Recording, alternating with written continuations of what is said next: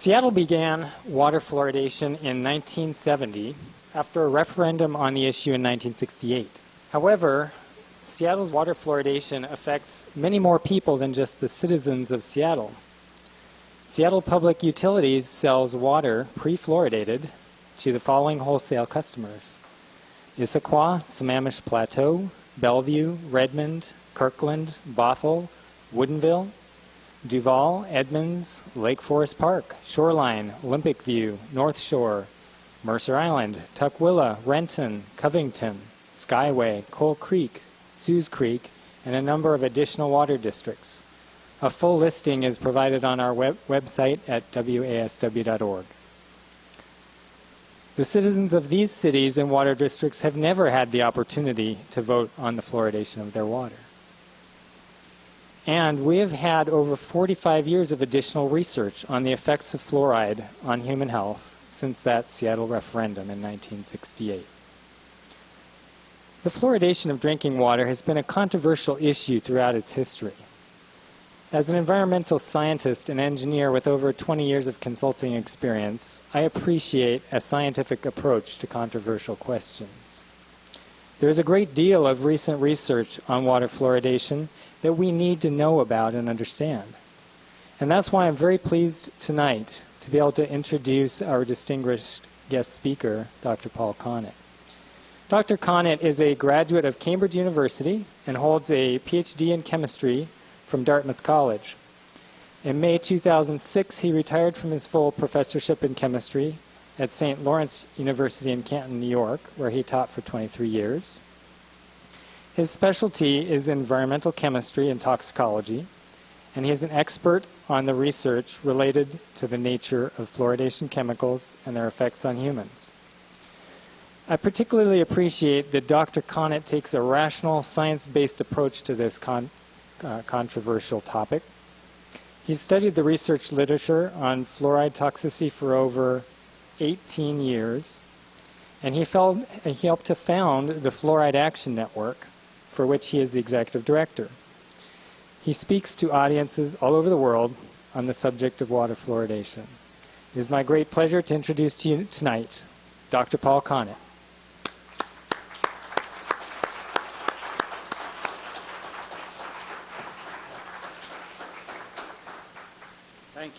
Thank you, Scott, very much.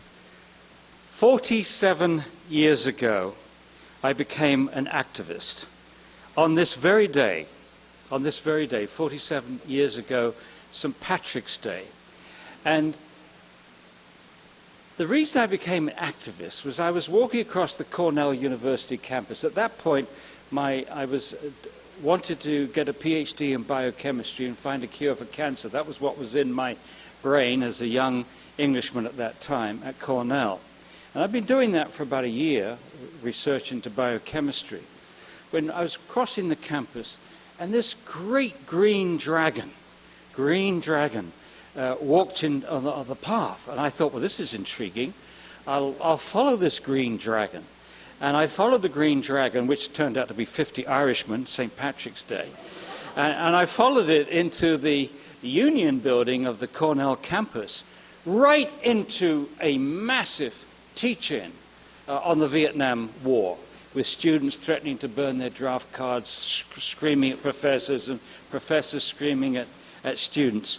And I remember that very day going back to the lab, and I could not concentrate. I could not concentrate on science, on molecules, on test tubes and things, knowing what these students were going through and getting an inkling of what might be happening to the Vietnamese. So I got involved in the Vietnam peace movement, which became the McCarthy for President campaign, then a whole series of other things. But I'm a walking example of what John Lennon wrote in one of his songs. Beautiful line, beautiful boy. It's life is what happens when you're busy making other plans. That's the story of my life. And the next event was in September of 1983, after a lot of political campaigning. I started what I thought would be the quiet life at St. Lawrence University. I went there. I was going to teach chemistry at a liberal arts college. It wasn't going to be high-powered. I wasn't going to have to do too much research, but teaching, which I love. and I was going to have my classical music program on the local public radio station, which was right next to the chemistry building, and I was going to watch my kids play baseball. I would have preferred that they play cricket, but they don't do much of that up in northern New York. And then one day, the college librarian said to me, "You're a chemist. What's the issue of incineration?" And I joined the campaign to fight the building of this trash incinerator in our county, St. Lawrence County. And that little journey has spent 28 years on that journey, fighting incineration. And it's taken me to 49 states in the US, 7 provinces in Canada, and 60 other countries. And this effort, 28 years of my life, is just now available between 2 covers on that whole issue. It's morphed from being opposed to something, the campaign of no, to the campaign of yes. Say yes to zero waste, the subtitle, Untrashing the Planet, one community at a time. And I'm delighted to say that Jeremy Irons, who starred in this movie, Trashed, has written the foreword to this book. That was an exciting moment. Now, I say all that just to give you an inkling that when my wife, 18 years ago, asked me to read some papers which she put on my desk, and when she told me what it was a bunch of papers on fluoridation, I said, "Take those away. These people are crazy." At that time, I did not want a 3rd issue. I was trying to balance going around the world helping communities with incineration and so on. I was taking nearly every weekend, nearly every holiday, every break. I didn't want a 3rd issue, and I certainly didn't want a 3rd issue that would stigmatize me as Looney Tunes. And so when I started to read the literature on fluoridation, it was with one intention: as quickly as possible to get my wife off my back and convince her that these people were truly crazy. The flat earth, the Dr. Strangelove, and so on. And I didn't find that. I didn't find that. And it's spent the next 18 years fighting water fluoridation. First as a professor of environmental chemistry and toxicology, and then as with the Fluoride Action Network. And after 14 years, this culminated with this book.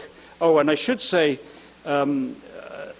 what made this book as good as I think it is not me, but these 2 guys, Dr. James Beck, MD, PhD, a physicist, and Spedding Micklem, who got his doctorate at Oxford. He's a biologist. So we had 3 retired professors, chemistry, physics, and biology.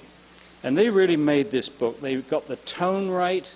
Essentially, I'd got a draft of the whole thing, but they got it right. They changed the tone. We understated, not overstated, and everything was backed up with 80 pages of references to the scientific literature. And I, in my naivety, had hoped in 2010, when this was published, that it would raise the level of debate, that independent people and scientists, doctors, dentists, and others would read this and see that we weren't a bunch of Looney Tunes, that we made the arguments completely transparent, everything was documented. But sad to say, after over 3 years, there's not been one single written critique of this book. And maybe the most depressing example of this is that shortly after it was published, I gave a presentation to the Ministry of Health in Wellington, New Zealand. There were about 20 people there, much to our surprise. We were expecting 2 or 3, but 20 people showed up. So they were clearly interested. And I went through the whole book, what was in the book, and at the end I said to them, look, we, as 3 opponents of fluoridation, 3 scientists opposed to fluoridation, have done everything that you could expect from people that are opposed to something. We've documented the whole case, we've articulated it, and everything is backed up with these references to the scientific literature. I said, we've done our job. Now this is your policy. This is your program. I want you to get some of your bureaucrats, your experts, to read this and come back with a critique of it. And if you can't do that, you should stop promoting it in New Zealand. Nothing. Nothing in 3 years. And yet the Minister of Health went on television in New Zealand complaining about the opponents of fluoridation, misrepresenting the literature. Where is the misrepresentation? Where's the misrepresentation in this? No, we don't get a response from there. What we get is propaganda on TV. And this gives you an inkling, a microcosm of the nonsense that opponents of fluoridation have had to put up with. And many people in this audience more so than me. Now, going back to England for a while, I've had half my life in England, and the other half here. I remember my Latin teacher, when I was 12 years of age, sharing with me what he considered to be the best definition of an educated person. He said an educated person is someone who can entertain his or herself. That doesn't mean playing video games.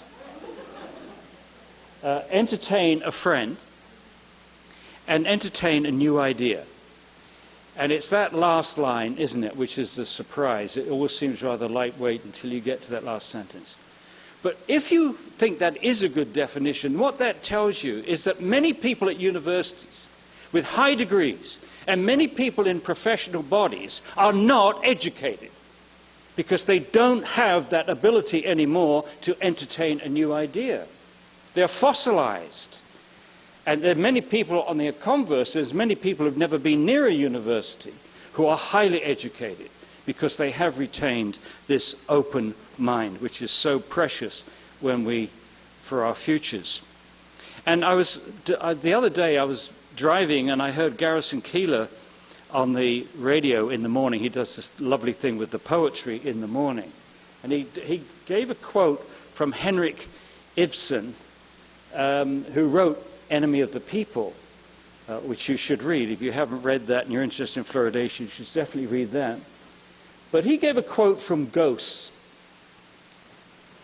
He said, "It's not only what we have inherited from our father and mother that walks in us, it is all sorts of dead ideas and lifeless old beliefs and so forth. They have no vitality, but they cling to us all the same, and we cannot shake them off. Whenever I take up a newspaper, I seem to see ghosts gliding between the lines. There must be ghosts all the country over, as thick as the sands of the sea.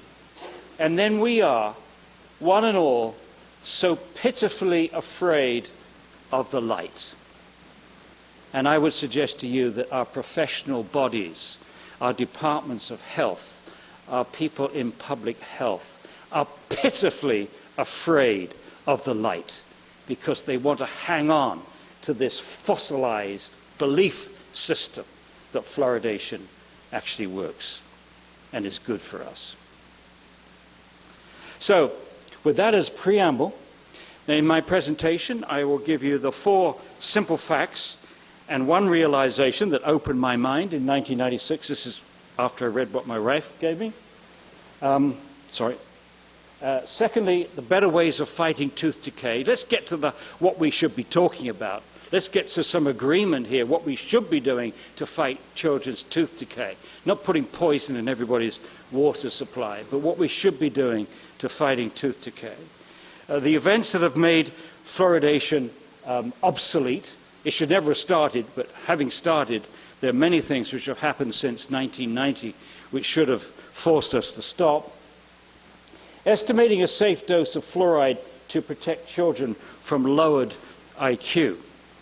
And the propaganda used by public health officials. This is the thing which upsets me more than anything. I see absolutely no justification for a civil servant, somebody who's paid by the taxpayer, to spin, massage, or even lie to the public. That's just unacceptable. There are public relations agencies which will do that for any organization, any industry. But it shouldn't start with the civil servants. Maybe the politicians can spin and massage. They are in charge of policy, but they should be fed accurate, objective information, and that is not happening with the public health service in this country and public health agencies in the various fluoridating countries around the world. Why do health agencies and others continue to promote this practice? And that's a $64,000 question. I don't know if I have the answer. It's extremely difficult. It was the last chapter in our book, Motivations. And lastly, how can we end fluoridation? So, the 4 simple facts and one realization that opened my mind in 1996. Number 1, there's not a single process in the human body that needs fluoride to function properly. And I speak as my main training has been a biochemist. Not one single biological, biochemical reaction in the human body needs fluoride. It's not an essential nutrient. Sometimes the other side will say that, but it is not. And they have no evidence to back up that it is a nutrient.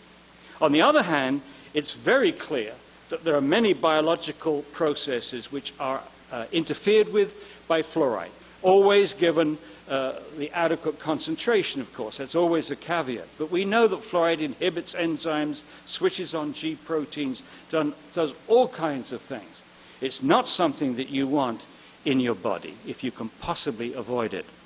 Now, the single most important fact for me was this one: how extremely low the level of fluoride is in mother's milk. 0.004 parts per million. Now, the other side sometimes says, oh, fluoride is everywhere, it's in all the water supplies, it's in the sea, yes. Yes! Don't you realize then what a stupid thing this is? Because nature has told you that the baby does not need fluoride. Are you telling me after millions of years of evolution that every pregnant woman, every mother in the world has an inadequate supply of fluoride for her baby? That somehow that nature has screwed up on baby's first meal? I do not believe it. And I do not believe that a bunch of dentists in Chicago knows more about what the baby needs than Mother Nature herself. So that, to me, until you can find...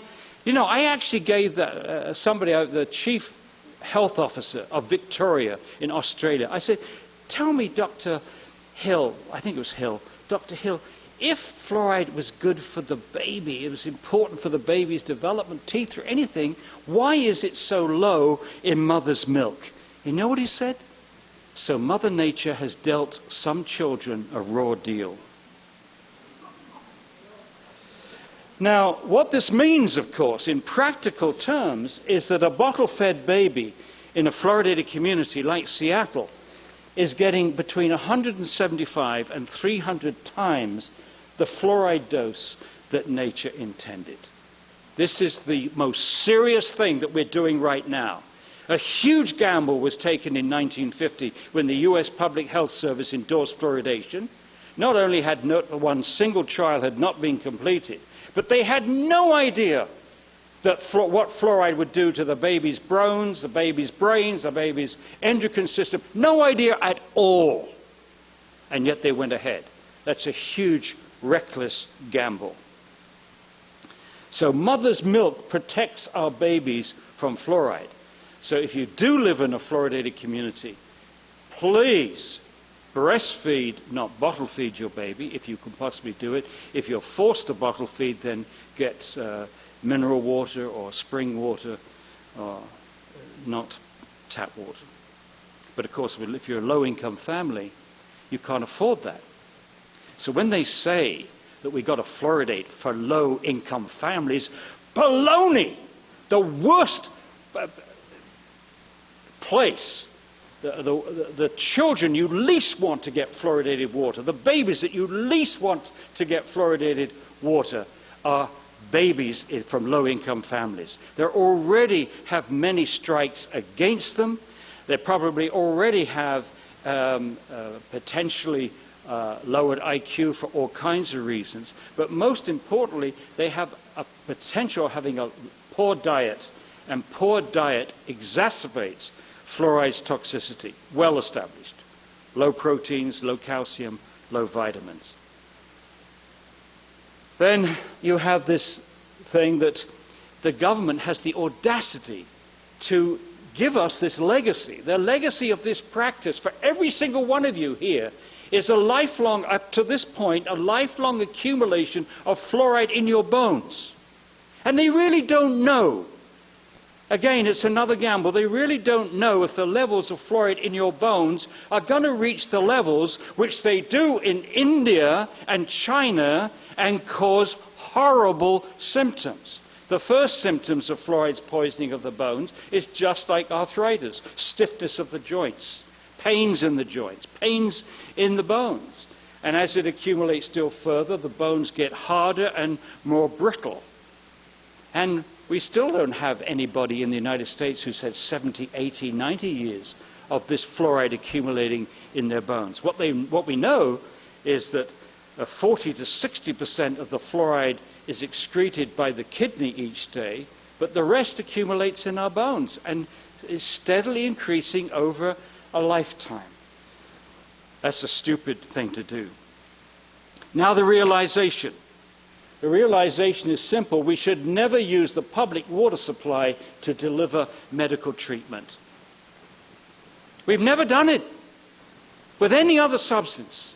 Nutrient, mineral, medicine, we've never used the public water supply as a delivery system for these things. Why?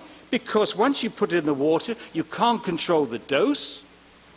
That's absolutely essential. Everybody knows that. Every time you go to the doctor, you get a prescription. What do they tell you? Take 3 tablets a day or whatever. Secondly, you can't control who gets the medicine. It's totally indiscriminate. It goes to people with poor diet, with poor health. It goes to babies. It goes to the very old. It goes to people that already have compromised because they've got low iodine intake or they've got poor kidney function. It goes to everybody.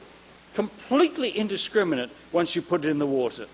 Daft, foolish, stupid. It violates the individual's right to informed consent to medication. Unethical, unethical. This is well established. Go to the webpage of the American Medical Association and read about what informed consent requires. And what is happening is that Seattle right now is doing to every citizen in Seattle what a doctor in Seattle could do to no individual patient. Say, I've got some real good stuff in here, drink it, it's going to be good for you. And you say, doctor, I don't really want to do that. You say, you do it, I'm telling you, you should do it. If you put any pressure on the patient to take that, he could lose his license or she could lose her license. Absolutely preposterous. So many things are preposterous about this. And when you get to the end of it, your judgment is going to be, is this guy Connett preposterous? Is he crazy? Are these other opponents of fluoridation crazy? Or has my government gone crazy? Could I possibly believe that the Center of Disease Control, the American Medical Association, the American Dental Association, the World Health Organization, all the professional bodies, the American Public Health Association, have they all got this wrong? It's preposterous. Yeah, I hope I can convince you at the end I'm not the preposterous one. What's been going on for 68 years in this country is preposterous, and what's more, it's a massive betrayal of the public's trust. A massive betrayal of the public's trust. When people put on a white coat and say, I'm a doctor and I can tell you that fluoridation is safe and effective, that's a betrayal of the public's trust, unless they've read the literature. If they've read the literature and that's their professional judgment, fair enough. But when they're just passing on secondhand what the American Medical Association has told them or the American Dental Association has told them, that is a betrayal of the public's trust. And same with the public health authorities. So, let's start positive. The better ways of fighting tooth decay. The vast majority of countries do not fluoridate their water. And guess what? Here we go. 97% of Europe does not fluoridate its water. 4 of those countries fluoridate their salt, but According to the World Health Organization, tooth decay in 12-year-olds is coming down as fast in fluoridated countries as non-fluoridated countries. So this is tooth decay. Sorry, I'm leaving the microphone here. This is tooth decay coming down in 12-year-olds from the 60s to the early 2000s, and 12 of those countries on that map are non-fluoridated, 4 are fluoridated. I've separated them out for you. So here is tooth decay then coming down from, in this case, the 70s to the 2010. These countries are all fluoridated. And in these countries, they tell people, look at tooth decay here. Since we started fluoridation, look, the tooth decay is dramatically dropping. That's why fluoridation is so successful. Then you go to these countries which are non-fluoridated, and the tooth decay is coming down just as fast, if not fast. A better strategy. Most of the tooth decay is concentrated in low-income families. 80% of the tooth decay in the United States occurs in about 20% of the population. And this is the population of low-income families. So they're right to target these families. They've just got the wrong strategy. Now, we need to target those families with better dental education and better diets. And they do not need to swallow a substance that could put them in greater disadvantage, because fluoride's toxic effects are made worse by poor diet, something I've already mentioned. Everyone agrees that fluoride's benefits are mainly topical. It makes much more sense to provide topical treatments, either in the form of fluoride varnishes or in the form of simply brushing with fluoridated toothpaste. Simple stuff. Better still, I would encourage the use of xylitol toothpaste. Xylitol is a natural sugar, and we produce it in our own bodies at about 15 grams a day. This sugar prevents the bacteria that cause tooth decay from sticking to a surface, and they wither away. So it's a nice bactericide, if you like, because it hurts them but doesn't hurt us. It's been used successfully in Scandinavia and Japan for many, many, many years. So in Wichita, Kansas right now, they're experimenting giving children xylitol mints, one in the morning, one in the afternoon, specifically targeting schools in low-income areas. And it's working. Now in Scotland cannot fluoridate, but the Scottish government opted in 2005 a dental plan called the Child Smile Program. And what they're doing in this program is, one, school-based toothbrushing schemes. They teach kids how to brush their teeth in nursery schools. They're offering healthy snacks and drinks to the children. They are giving oral health advice to children and families on healthy weaning, diet, teething, and toothbrushing, annual checkups and treatment if required, and then finally fluoride varnish applications. This is all from the Scottish government. The proportion of children aged 4 to 6 without obvious dental decay has risen from 42.3% in 1996 to 67% in 2012. And this is attributed to toothbrushing, those early lessons. The proportion of children aged 10 to 12 without obvious dental decay rose from 52.9% in 2005 to 69.4% in 2011 and 72.8% in 2013. They are way ahead of their target. Their target was like a 70%. They're over that already. And this is a very simple, very elegant program. And we're talking now low-income kids in places like Glasgow. There's no question that this is a difficult task, but they're succeeding. You know, this covered by the BBC recently, who said, a scheme to encourage nursery children to brush their teeth has saved more than £6 million in dental costs, according to a new study. Involves staff supervised toothbrushing in all nurseries. It emphasizes the importance of toothbrushing and helps parents establish a healthy diet from the earliest stage. Glasgow researchers found that the scheme had reduced the cost of treating dental disease in 5-year-olds by more than half between 2001 and 2010. Now, this is just one country in Europe. Most of Europe is not fluoridated.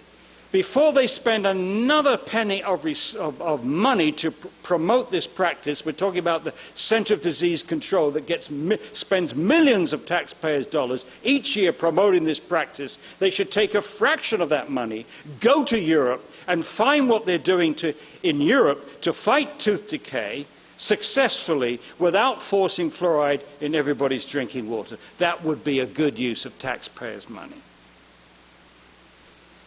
In short, our kids need more brushing, more fruit and vegetables, less sugar. Less sugar means less tooth decay and less obesity. Less obesity means less diabetes, fewer heart attacks.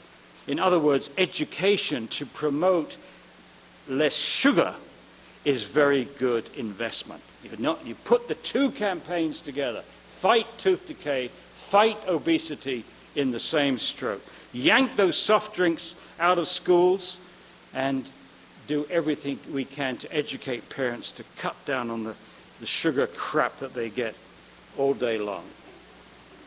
We need education, not fluoridation, to fight tooth decay and obesity. So remember that. We need education, not fluoridation. And Scotland has proved it.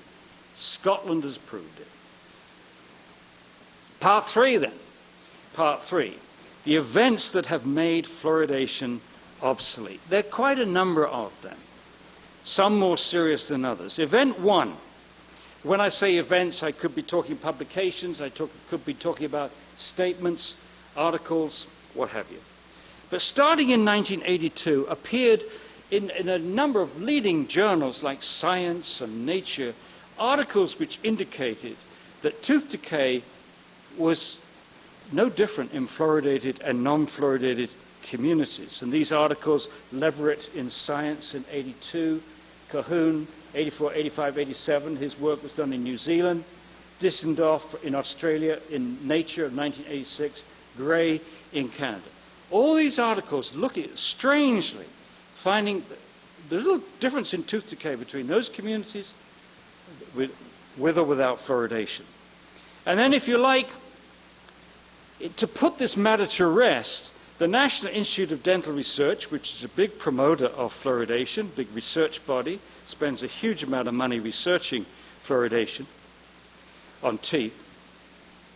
They did a massive survey, 86 to 87. They looked at 39,000 children in 84 communities. And it was finally published in 1990 by Brunel and Carlos, both of who worked for the NIDR. And what they did is that they looked at decayed, missing, and filled permanent tooth surfaces, a measure which we call DMFS. And they looked at DMFS and then of children who had spent all their lives in a fluoridated community and all their lives in a non-fluoridated community. And these results were published in Table 6. And I should explain the surfaces of teeth. The top 6 cutting teeth and the bottom 6 cutting teeth, they have 4 surfaces to the tooth. They don't count the cutting edge. All the rest of the teeth have 5 surfaces.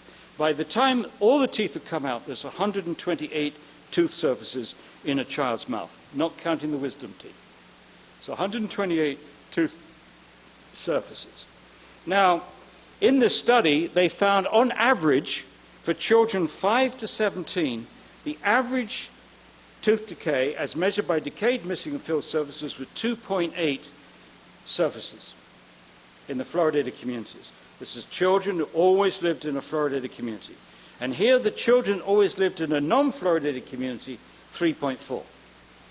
Take 2.8 from 3.4 and you've got 0.6. So the saving that they found in this massive study cost the taxpayers nearly $4 million to do this massive survey. All they could come up with was a saving of 0.6 of one tooth surface in a child's mouth out of 128 tooth surfaces. That's what all the angst is about. when we start to hear about the risks, go back to this and see whether you think saving on average 0.6 of a tooth surface could possibly justify some of the risks I'm going to be talking about. But I should add one more thing. Not only is this 0.6, in my view, miserably small, but it wasn't even shown to be statistically significant. And Kathleen Thiessen a couple of years ago looked at the statistics and found it wasn't statistically significant. Incredible. Now, that was a US government-funded study, and this is another US government study. The first one was one of the biggest studies. This second one is a small study, but very precise. This was part of the Iowa study, where they've been tracking children from birth, following a whole bunch of parameters on children from birth. And they decided to use the data here to calculate how much, what they wanted to find out was what was the optimal level of fluoride. What was the level of fluoride that a kid needed to swallow in order to reduce tooth decay? So in this study, what they did was for each child on an individual basis, calculate, estimate how much fluoride they were taking in each day, ingesting each day, from toothpaste, from fluoridated water, from food, based upon the levels of fluoride in the food. And what they found was no clear relationship. No clear relationship between the amount of fluoride that the kids were swallowing and tooth decay. In their own words, these findings suggest that achieving a caries-free status may have relatively little to do with fluoride intake. That, again, should have shaken the faith of those who promote fluoridation, but it's just gone by, like everything else. Now, the claim that swallowing fluoride lowers tooth decay is still unproven. After 68 years, there's never been a randomized control trial, an RCT, which is the gold standard for epidemiology, to demonstrate effectiveness. Not been done. Incredibly. When you think of all the millions and millions of taxpayers' dollars that has been spent on this, and all those assurances that it's effective, they cannot back that up with the gold standard of epidemiology and show us a randomized control study. Instead, we are left with grade B studies, second-rate studies, and the reason they're grade B is there's so many parameters, there are so many different parameters that affect tooth decay that to actually match two communities exactly, except for the amount of fluoride they're getting in the water, is practically impossible to control for all these variables. There's so many variables which affect tooth decay. So the evidence is pretty weak. Now, the second event probably explains everything I've said up to this point on event one. Those studies which didn't find a difference between fluoridated and non-fluoridated, the World Health Organization data which shows no difference in kids between fluoridated and non-fluoridated countries, and the Brunel and Carlos study, and the Warren study. All of these can be explained by this next event. In 1999, the Center of Disease Control, the big promoter of fluoridation in the United States, conceded that the predominant benefit of fluoride was topical, not systemic. And let's have a look at the exact quote so that you know what we're looking at here. This is the big promoter of fluoridation, the Center of Disease Control, Oral Health Division. Fluoride's carries preventive properties initially were attributed to changes in enamel during tooth development. This is why pediatricians gave fluoride tablets to pregnant women.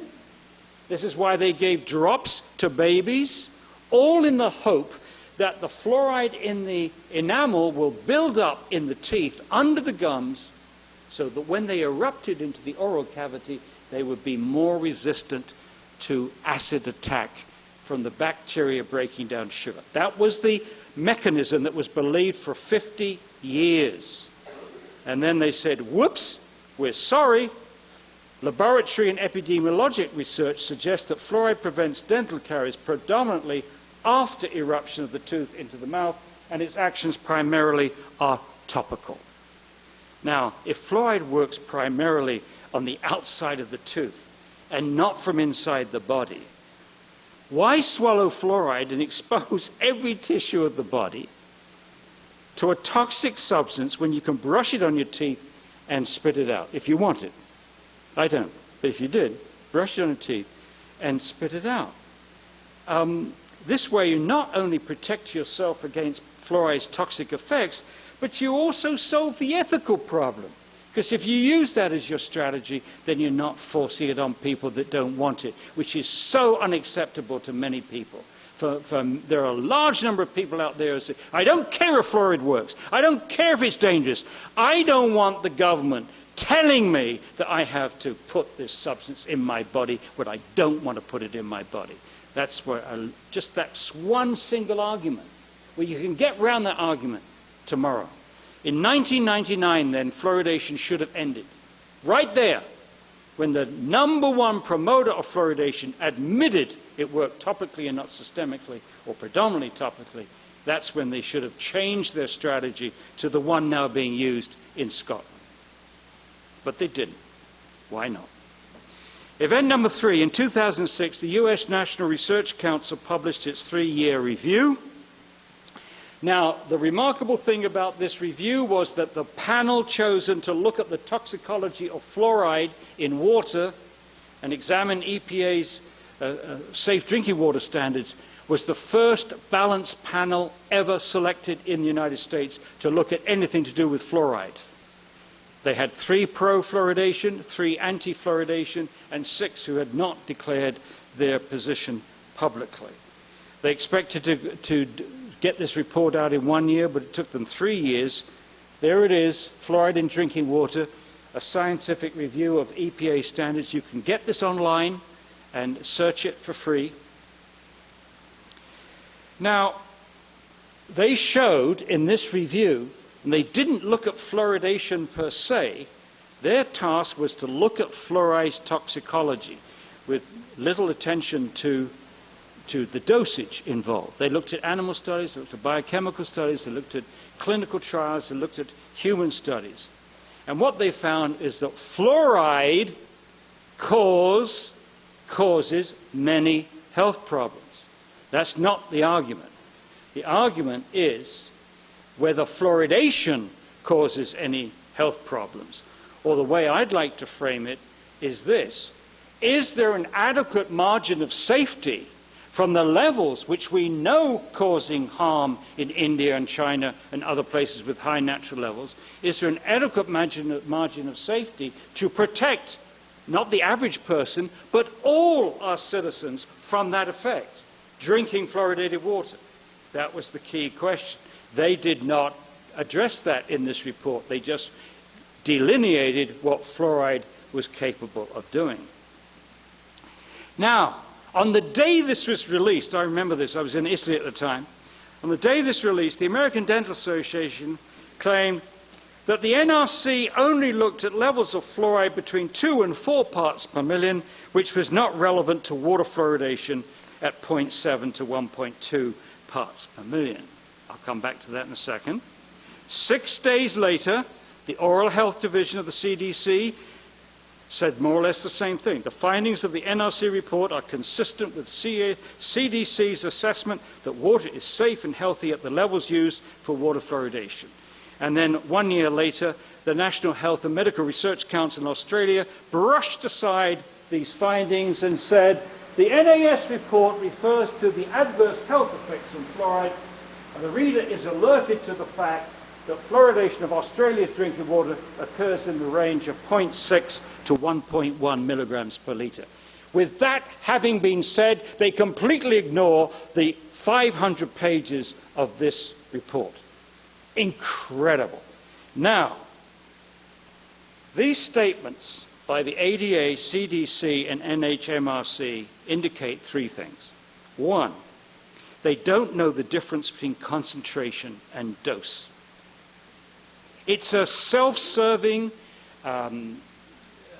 argument which they use again and again and again. They say, show me the study that's been done at 0.7, 0.8, or 1 part per million, which has caused harm. And wink, wink, nudge, nudge. They know very well that they're not doing these studies at the levels of fluoride in the drinking water in Australia, in New Zealand, in Ireland, in Canada, in the United States. So that in itself is a self-fulfilling prophecy. They know they don't have many epidemiological studies. But this confusing of concentration and dose is inexcusable, because if you had two populations, one drinking 1 part per million and one drinking 2 parts per million, even 4 parts per million, the dose would overlap. The doses experienced by some of the individuals in these two populations. In other words, a high water consumer at the 1 part per million will be getting a higher dose in milligrams per day than a low water consumer in the higher concentration. And so to dismiss this on the basis of comparing concentrations is self-serving scientific poppycock. Now, they have little notion of the basics of regulatory toxicology. You can't simply just declare safety before you've done a careful risk assessment to calculate whether you've got an adequate margin of safety. And I will be doing that a little bit later on the IQ studies. They didn't do that. No risk assessment was performed by any of these three agencies. And thirdly, seriously, the ADA, CDC, and NHMRC can't read. If they're saying that this report shows that this report is not relevant to water fluoridation, they can't read, because chapter 2 in that review was an exposure analysis where they carefully calculated how much the kids or people in the population were getting exposed to fluoride. And what they concluded, the NRC, was that at 1 part per million, there were subsets of the American population who were exceeding the EPA's safe reference dose for fluoride. How can you possibly say that this is not relevant to water fluoridation when these people have shown that some people are getting more than the recommended safe reference dose, the 0.06 milligrams of fluoride per kilogram body weight per day? And for those who can't read, there's a little diagram. Here's the diagram.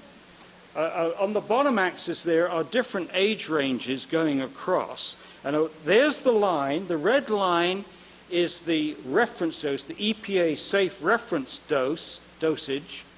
The thing I've circled is bottle-fed infants. Bottle-fed infants are getting way over the safe reference dose for fluoride. How can you say that this is not relevant to water fluoridation? So I put to you, these statements from the ADA, CDC, and NHMRC are political, not scientific statements. They are more intent on protecting the fluoridation program than they are to protecting our children, our residents, our citizens. They are working backwards. Whenever any evidence comes through that there's a problem, then they junk that evidence. They're working backwards because this program, for some reason, is more important to them than telling the truth, informing the public, protecting our health. Now, if you can convince me that I've got this wrong, I'll be happy to hear it. Event 4, in 2010, the CDC again published dental fluorosis figures that confirm that American kids are being hugely overexposed to fluoride. And to put this into context, the early promoters of fluoridation made it quite clear that at 1 part per million, 10% of the kids would have very mild dental fluorosis. What does that look like? 10%. They said this wouldn't be recognized by anybody but a dentist. This is the one extreme range of dental fluorosis, the worst of very mild, okay?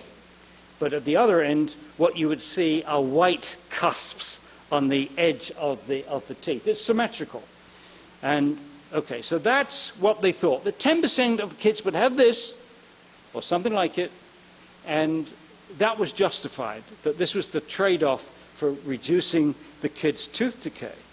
So what did the CDC report in 2010?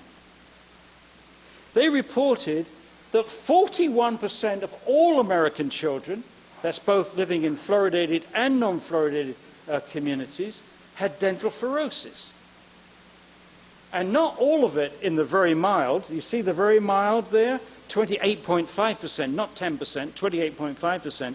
But look at that, 8.6% mild. Mild is up to 50% of the enamel impacted on the affected teeth. And moderate or severe, 3.6%, that's 100% of the enamel impacted. Now, we could argue about whether this is a health effect, whether it causes psychological damage for kids who don't want to go on a date. They don't want their partner, their potential date, to see their teeth because they realize they're lazy, slob, because they don't look after their teeth, blah, blah. Whatever, the psychological damage to a teenager having either this condition or this condition would have is you know, that's up for discussion. But I don't want to go there. I want to go to this, which to me is the key question. When fluoride is damaging the baby's growing tooth cells, causing this condition, dental fluorosis, and this is by a biochemical mechanism. This is an internal mechanism. It is a systemic effect, not like the benefit, which is largely topical. This comes from inside the body. What's it doing to other developing tissues? And that's a question that was not addressed comprehensively, satisfactorily, before all these professional bodies, following in her master's footsteps, the US Public Health Service endorsed fluoridation in 1950. So, event 5, since 1991, extensive evidence has emerged that fluoride damages the brains of both animals and humans. And I do mean extensive. There's a huge weight of evidence on our side which is not counteracted by the proponents. Over 40 animal studies shows that fluoride damages animal brain. 19 animal studies shows that fluoride interferes with the animal's learning ability, memory. They dose the animals fluoride and show they perform less well in mazes and, you know, all the little tasks they set animals, well established.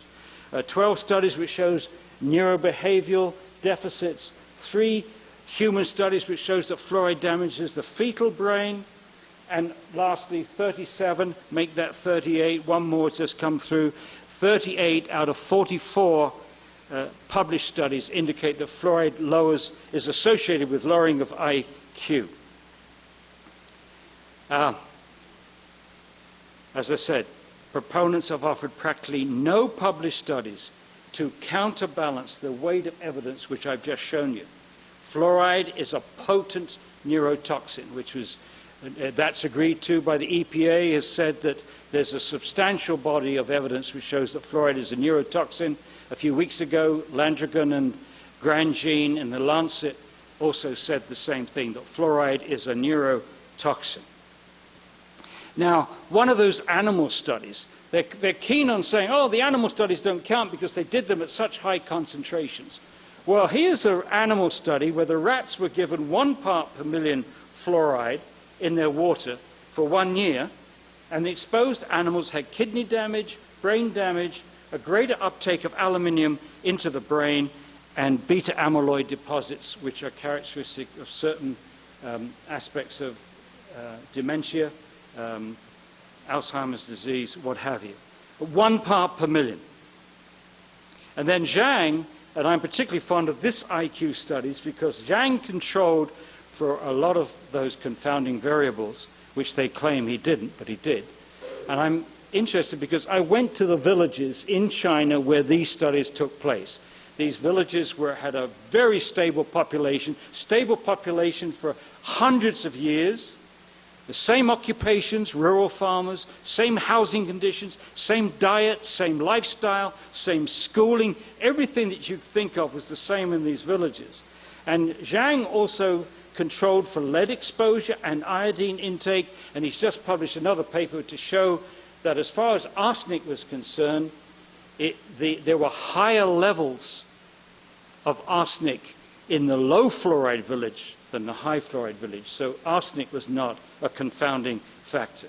What he found was a drop of 5 to 10 IQ points across the whole age range, and the whole IQ curve was shifted over. The black line is the low fluoride village, less than 0.7 parts per million. The magenta line, the village between 2.5 and 4.5 parts per million. And the estimated threshold at which this lowering occurs is 1.8 parts per million, according to Zhang, 1.8 parts per million. Now, the Harvard review. Many of these studies have been published in out-of-the-way Chinese journals. Fan has spent a lot of money getting many of these IQ studies translated. They used some of our translations here, and some of the others have been published in the journal Fluoride, which they completely ignore. But anyway, Choi and Grandjean and a couple of others did a meta-analysis on 27 of these studies. They could do that because the methodology was more or less the same, comparing the IQ of children in the high fluoride village with the low fluoride village. In a couple of cases, it was fluoride from coal burning, but in most of the cases, it was from fluoride in the water. The study was published in Environmental Health Perspectives, which is one of the leading environmental health journals in the world. They acknowledge what nearly everybody has said about these studies, is that we would all like more information about what they did. These are often short articles, and we would want to make sure that they controlled for all the confounding variables. So there are weaknesses in these studies. And just as there are weaknesses in the studies which purport to show that fluoridation works. But nevertheless, what they also concluded, that the results, these were done in different parts of China, in India, in Mexico, and Iran. So many different places these were done. And out of those 27 studies, 26 of them found the same result, a lowering of IQ in the high fluoride village. It's remarkable to get such consistency in something where your studies are distributed over a large geographical area. And the average lowering of IQ in these 26 studies was 7 IQ points, which is substantial, as you'll see in a moment. Now, the promoters claim that you can ignore these studies because the concentrations used in the high fluoride villages were too high. The concentrations, remember the same thing again, you're comparing concentrations, not bothering to calculate the dose, but comparing concentrations, they said they're very high. And most of the proponents have referred to 2 of the studies which were as high as 11 parts per million. What they failed to point out is the other 25 studies were less than 10 parts per million, and 9 of the studies were less than 3 parts per million in the high fluoride village. And that less than 3 parts per million does not give you an adequate margin of safety to protect all our kids drinking water between 0.7 and 1.2, which I shall demonstrate in a moment. But as I've already stressed, comparing concentrations is simplistic and self-serving. What is needed is a margin of safety analysis, which I shall now do. Now, the goal is to estimate a safe dose of fluoride which we could confidently predict, based upon these studies, would protect all children in a large population from lowered IQ. This is a standard procedure that the EPA has to do whenever it's looking at the toxicity of a substance and protecting the population. Remember, our task is not to protect the average person, but to protect the most vulnerable. Now, the overall goal is to find what we call the no observable adverse effect level and divide by a margin of safety of 10 to protect the whole population. So that's what we're aiming for. Now, we start here. we will start this margin of safety study with the lowest concentration where lowered IQ harm was found.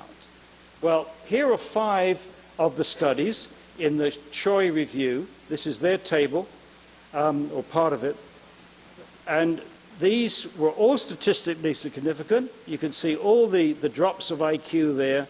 And those are the levels of fluoride in the high fluoride village, 1.82, 2.9, 2.5, 2.38. Now, to be conservative, we will deal with the lowest of those villages, which was 1.8. But that's a concentration, milligrams per liter. We've got to calculate a dose. Well, we don't know what the dose is. So the best we can do is to calculate a range. Let's make some assumptions about how much water we think those kids might be drinking. So let's assume the kids were drinking 1 liter of water a day. Then the dose would be 1.8 milligrams per day. If it's 1.8 milligrams per liter, you drink 1 liter, you get 1.8 milligrams. That's the dose, right? And then a child who drank half a liter of water a day, what would he get? 0.9. Half a liter at 1.8 per liter is 0.9 milligrams per day. What about a kid that drank 2 liters of water a day? His dose, or her dose, would be 3.6 milligrams per day. So we got a range, a reasonable range, I think, from half a liter a day to 2 liters of water a day. And that's 0.9 to 3.6. Again, we have to be conservative. Let's take the lowest end of that range and say this is our lowest observable adverse effect level, is 0.9 milligrams per day. However, if you don't have the NOEL, which is what we're aiming for, we've got to divide that by 10. So you divide the low L by 10 to get to the NOEL. And 0.9 divided by 10 is 0.09 milligrams per day, the no observable adverse effect level.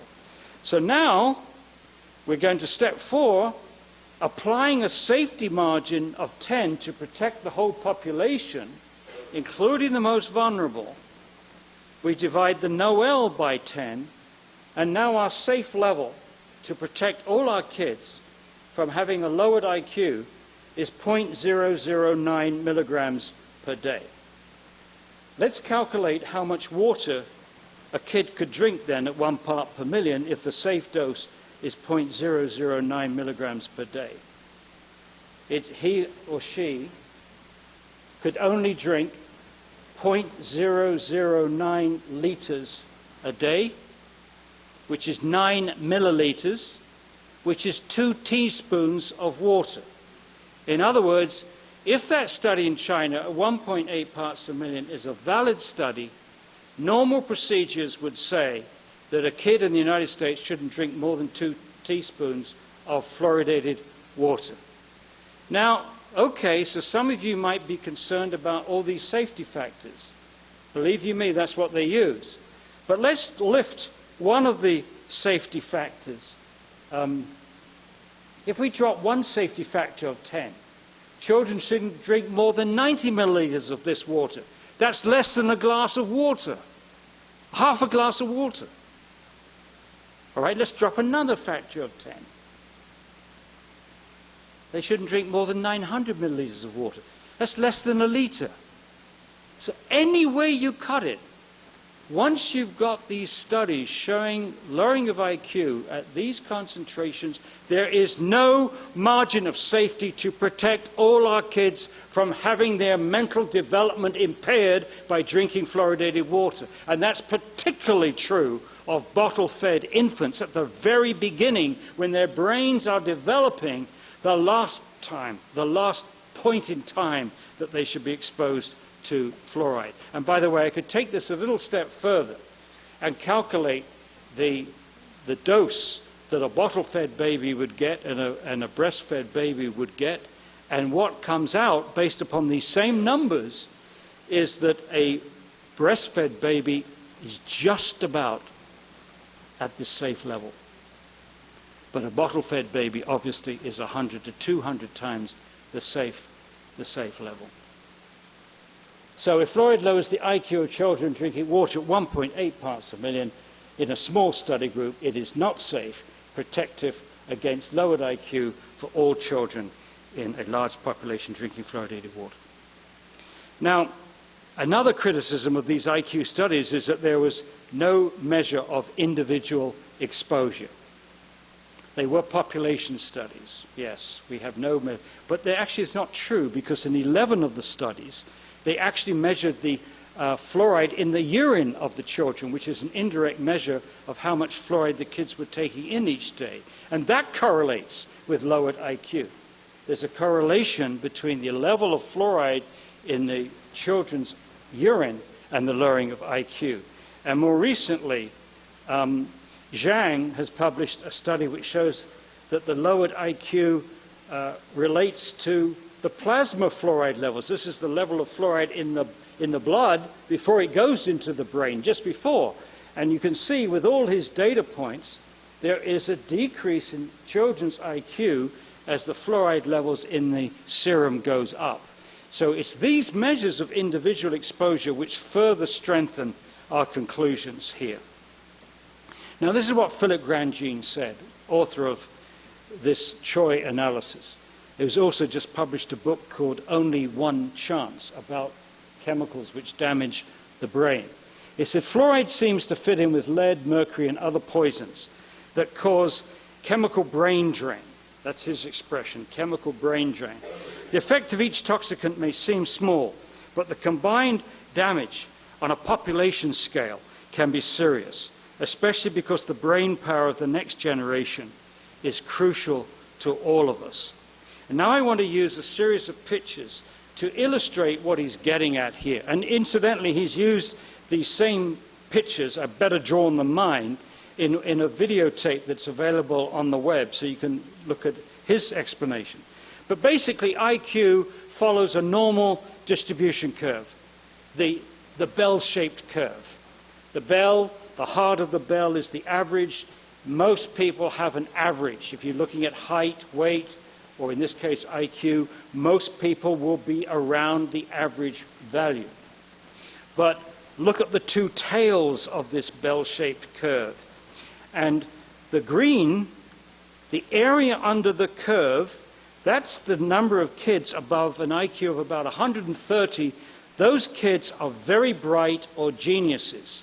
So if you look at the green area as a fraction of the total area under that curve, that's the fraction of kids in any population which is going to be very bright, going to be genius level, okay? You want to get to geniuses, maybe you need to push it out a little bit further, a bit smaller. Now at this end of the curve, the magenta is that area under the curve is the fraction of the population which is mentally handicapped. Now, if you were to shift downwards by 5 IQ points, the average would drop from 100 to 95. A school teacher would not be able to distinguish between two pupils in the class, one with an IQ of 100, one with an IQ of 95. So we wouldn't notice this. Unless we were doing careful studies, we wouldn't notice that this is happening. But look what this shift does to the two tails. It halves the number of geniuses in your society, and it doubles the number of mentally handicapped. And I don't think I need to say much to convince you that this would have huge social ramifications and economic ramifications for an industrialized society like the United States, competing in a global economy. If you halve the number of geniuses in your society, you halve the potential to get your Gates and people like that. And you also double the number of children that are going to need social services for the rest of their lives and all the other social implications. So I think it's clear that once you know that a chemical used in daily lives has this potential of shifting the IQ downwards, how much proof do you need before you say, oh my God, stop it? Now, if this was a chemical byproduct from some process that we were really keen on, supposing it was a contaminant from Silicon Valley, where they're making all these computers which we want so desperately, you'd know it would be tough, wouldn't it? Tough to say, here's something that's an incredible boon to the economy, but we've got to stop using it because it might be lowering the IQ of our children. But what if it's something that we are deliberately adding to the drinking water? How much do you need before you turn off the tap? How much more information do you need than 200 or 300 animal and human studies to turn off that tap? Where are the doctors in this country? Where are the people in education in this country? Where are the public health authorities in this country if they can't see that? That's why you should be getting angry. That's why you should be getting organized and bash these heads of these civil servants of yours and your counselors to stop this foolish practice.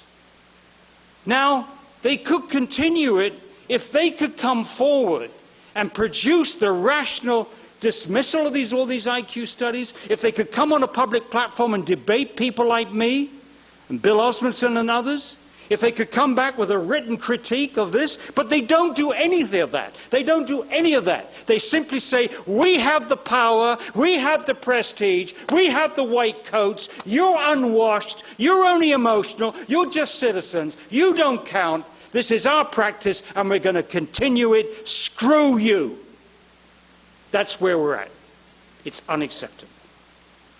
Now I'll tell you what I really think. Now, fluoridation may actually be killing a few boys, young boys each year. Now, I'm going to rush through. This is osteosarcoma. There's plenty of stuff on this. It's written up in our book. You can get it from the internet. I'm going to race on. We can anticipate more evidence, lowered thyroid function, arthritis, hip fractures in the elderly. And we have this, there are people sitting in this audience tonight who have experience, who are sensitive to fluoride, who've had conditions which have gone on for years and years and years, and they've put up with these conditions. They've asked doctors to help them. No doctors have been able to treat them and get rid of these symptoms.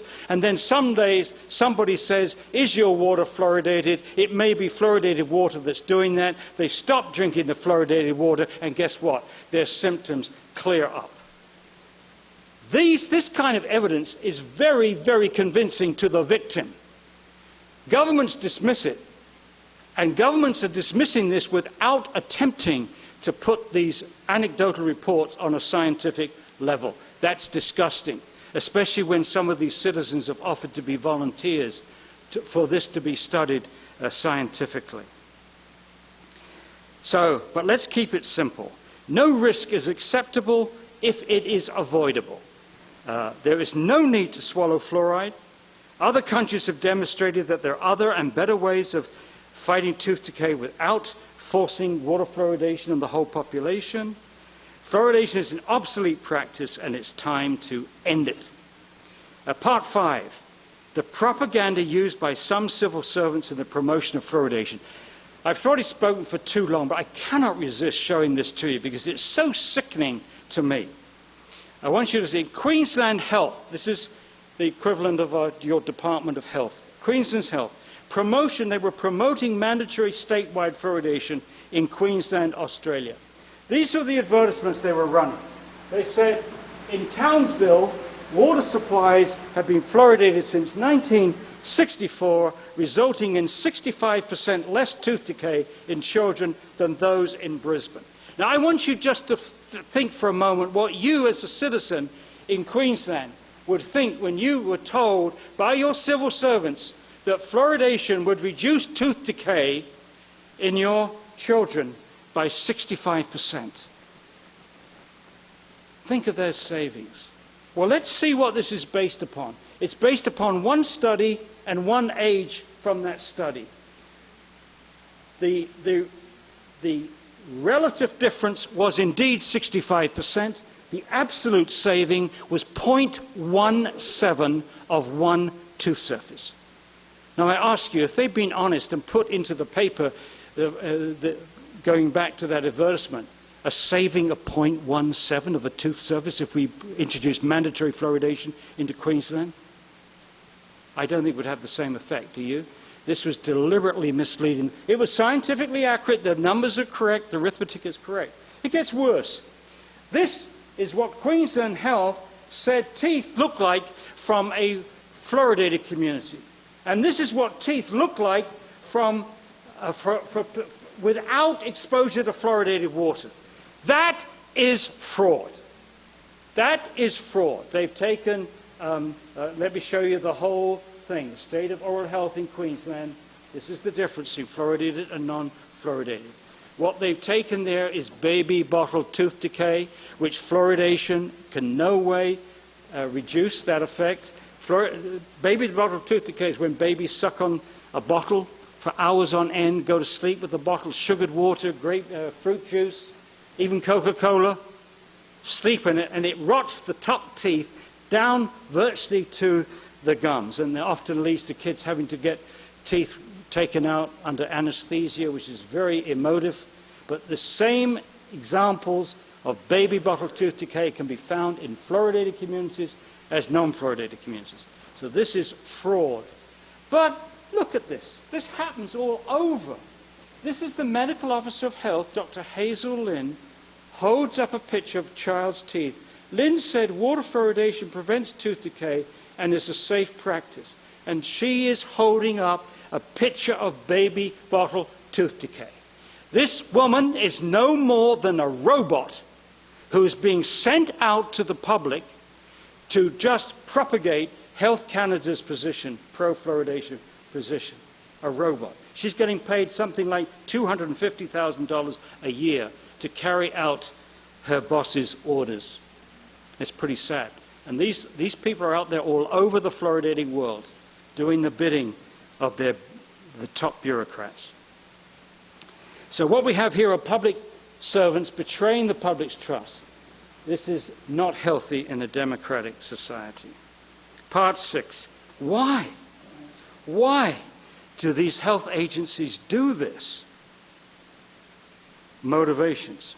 Well, first of all, I don't hold this against dentists and doctors. In fact, I do believe that this practice is going to implode from the inside. I think more and more dentists, from my just going around the world, more and more dentists are coming out against this practice. They're realizing this is embarrassing to their profession, and the sooner they distance themselves from it, the better.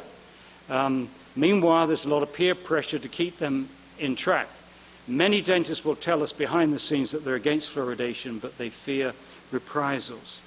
But anyway, most are fiercely proud of this practice, and they do not question its safety and effectiveness. And that's the problem. They do not question it.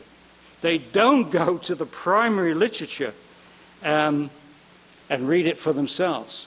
And so this is this fossilization of an old idea that Ibsen was talking about at the very beginning of the presentation. So forget the dentists and doctors up to a point. They don't have time once they've got their own practices to read too much on this. We were 3 retired professors that did this. We had plenty of time to read the literature. There are some entities with economic interests and liabilities. The sugar lobby. The sugar lobby, 1 year before the US government endorsed fluoridation, said we need to find a way to reduce tooth decay without reducing sugar consumption.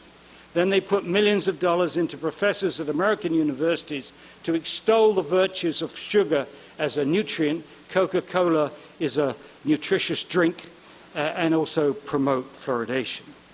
So they've always had an interest in this. Dental researchers for whom fluoridation is the gravy train.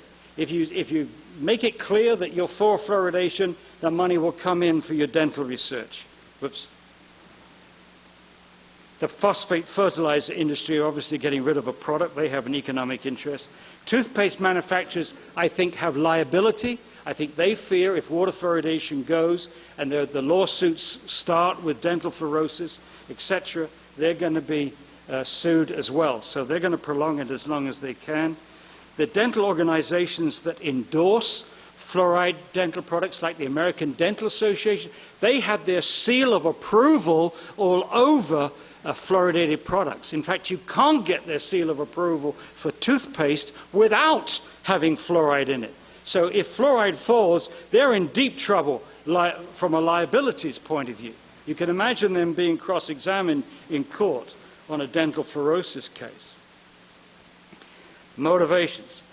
The industries that use fluoride or release fluoride in their manufacturing processes. Now, Chris Bryson wrote a brilliant book about this, and I think it's very convincing that these economic interests were there at the beginning. He documents the collusion between the U.S. Public Health Service and the Fluorine Lawyers Association. Why would these be working together? The U.S. Public Health Service and the Fluorine Lawyers Association. The Fluorine Lawyers Association were there to protect the interests of those fluoride-generating industries, damaging farmland and also exposing their own workers to fluoride. And the fact that the American Council on Science and Health, which has never found a chemical it didn't like, is an industrial front representing many of these industries, is still out there pushing for fluoridation, suggests to me that these interests have not diminished. They're still worried about liabilities. Think about it. If it's shown, if fluoridation was to end because people are concerned about health effects, then what does it say about what they're doing to their workers who health effects at 1 milligram per liter? What about workers who are getting 20, 30, 40 milligrams a day exposure in the aluminum plants or whatever? I took those numbers off the top of my head. I know it's extensive exposure. Now, I want to focus on the public health agencies and ask this question. Are they worried that if fluoridation falls, that it will erode the public's trust, which in turn may undermine other public practices? Now, the reason I ask that question is, why are they putting so much political capital and clout and influence into keeping this practice going? When, as I've shown you, the best that it can do in the United States was a non-statistically significant saving of 0.6 of a tooth surface. Would this really engender the kind of promotion that this is taking place in Australia, New Zealand, in Ireland, in Canada, throughout the United States, in England? Is that what it's all about?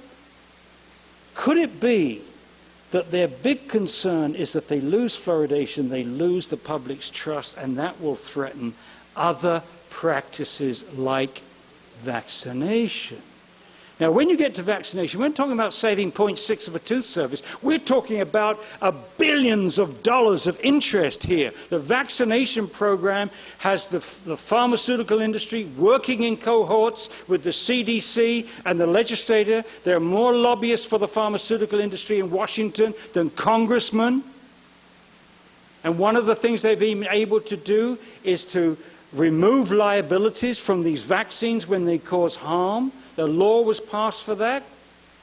That, to me, is a very rational explanation. In other words, they're thinking, if we lose fluoridation, which we know doesn't matter for much, if we lose fluoridation, the next thing is going to go is vaccination, or we're going to be more attacked on vaccination. And that's why so often now the proponents are saying the people that are opposed to fluoridation are opposed to vaccination. Now, very few of us, me included, do not go out in public opposing vaccination. I have my concerns about it. But the fact that they are saying that we're opposed to both fluoridation and vaccination, that we are anti-health, that's their latest thing, we are anti-health, tells me what's uppermost in their minds, that that's what they're concerned about. And I'll do it this way, and this is, if you like, a little play of mine, I'm going to play with this. This is conjecture, sheer conjecture. Defending fluoridation, it's a bit like defending a medieval castle. You know how they were built? You had an outer perimeter. You defended that as long as you could, and then you had to retreat and defend the inner perimeter. And then you pulled up the drawbridge with the moat, and you defended the castle. And of course, you're defending the king in the castle. So in this little game, the outer perimeter is fluoridation. You defend that as long as you can. You retreat. Now you're going to have to defend vaccination. Now you have to pull up the drawbridge, go into the castle, and what are you defending? You're defending orthodox medicine. You're defending one pill for every ailment, which is in the interest of the pharmaceutical industry. Not that orthodox medicine hasn't done a lot of good. And of course, the king in the castle is the pharmaceutical industry. If you want to see how this fits into a larger picture, I suggest that that might be the scenario. But again, that's all conjecture. Now, but if that's their concern, saving the public's trust, the best thing that they can do to regain the public's trust is to drop this practice as soon as they can. That's the best way to get our trust back, not by keeping it going long beyond scientific and rational defenses could think. So part 7, how can we end this obsolete practice? One open mind at a time. They asked Cesar Chavez, the great workers' union leader, Cesar Chavez, Cesar, how do you organize? He said, one person at a time. But Cesar, tell us, how do you organize? One person at a time. It's got to be one open mind at a time, leading to one community at a time. Affecting change is like driving a nail through a piece of wood. The expert can sharpen the nail. Hopefully that's what I've been able to do with my expertise, my spending 18 years on this. I've sharpened a few nails. Hopefully I've sharpened a few nails here tonight. But I cannot end fluoridation. I cannot do it. I know I cannot do it. I haven't been able to talk to one Minister of Health, one council. Well, maybe I've talked to a few councils. But to affect change, you need the hammer of public opinion. That's the teamwork here. I and people like Bill Osmondson and other experts, we can sharpen the nail, but now you have to take the hammer and drive those nails home. So what we should be spending for a large, whatever time we got left, is organizing. How do you organize a community? Well, first of all, we've got plenty of resources. You've got the NRC report, which is the Bible of toxicology on this subject. You've got our book. You've got our webpage, 50 Reasons to Oppose Water Fluoridation, which is available online from our webpage, fluoridealert.org. You've got a 29-minute video, Professional Perspectives on Fluoridation. That's 15 scientists articulating this. People have produced this DVD in hundreds. Go to the webpage, download it. If you can't download, get somebody under 12. They'll be able to do it for you. Download it, make umpteen copies, and get it to everybody that you can think of, especially your dentists and doctors. My son made this one, 10 Facts on Fluoride, which goes with a booklet. I've got someone in New Zealand sharpening this booklet down to a fold-up leaflet. So that should be available soon. And my son also has just put up the study tracker. If you're a researcher, you've got access now to the most fantastic database on fluoride's toxicity from anywhere in the world. It's there on our webpage, and there's lots of filters. So if you go to the filter, you're listing all the health effects, go down. Okay, which one are you interested in? Brain. Click on brain. Next filter. Do you want animal studies or human studies? Click on human or animal. Do you want translated studies, or do you want studies in English? Then finally, what year do you want it from? Or what range, year range? So a whole series of filters which will enable a genuine researcher to go through the literature as they've never been able to do it before. And this hasn't come from the millions of dollars spent by the CDC or the ADA. They put all their money into propaganda. It's the citizens who've made available the science on this subject, including translating umpteen studies in Chinese, Russian, and others. Thank you. Now, communities ending fluoridation, there are many, many successes.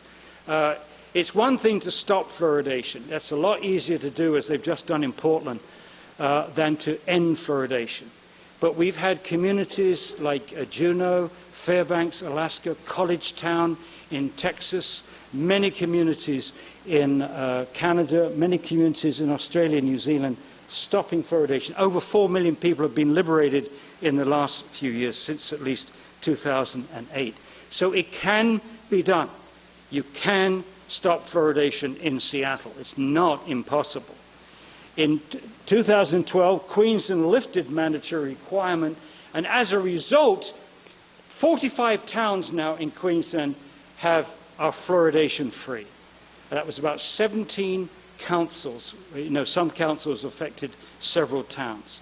And last year, the new Minister of Health in Israel announced that from this year onwards, from June of this year onwards, fluoridation will no longer be mandatory in Israel. And that's sending shockwaves into Ireland, which also has mandatory fluoridation. St. Patrick's Day, hey, come on Ireland, let's do it. Many citizens, media and decision makers have little idea of the number and caliber of the people fighting fluoridation around the world.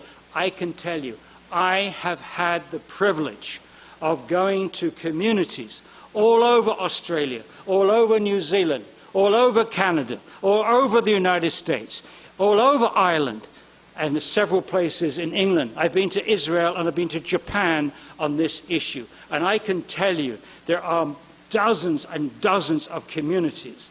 And those people are fighting fluoridation, not to make money, not to get power.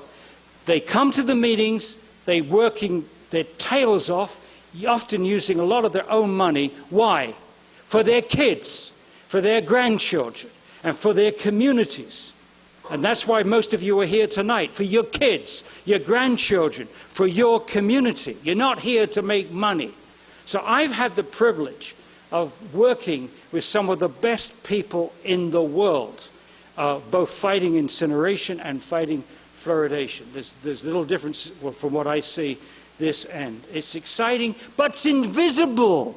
I see it, but most of you do not see it. Most of you see this as a marginalized group, struggling, battering your heads against the local brick walls and the local councillors, etc., the local health department.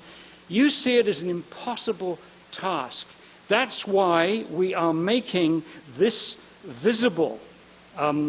We need to make it visible, and we need to bring all the groups and communities fighting fluoridation together and form one alliance. And that alliance is the Worldwide Alliance to End Fluoridation. And I'm happy to tell you that this organization was one of the earliest groups to join that alliance. So this is what we've got to do. In each of our communities, we are vastly outnumbered. Around the world, we have a formidable number of people supported by formidable amount of scientific intelligence. But the world doesn't know that yet. We've got a lot of education to do. That's it. I'm sorry it's taken me so long, but I'm only not here very often. So forgive me.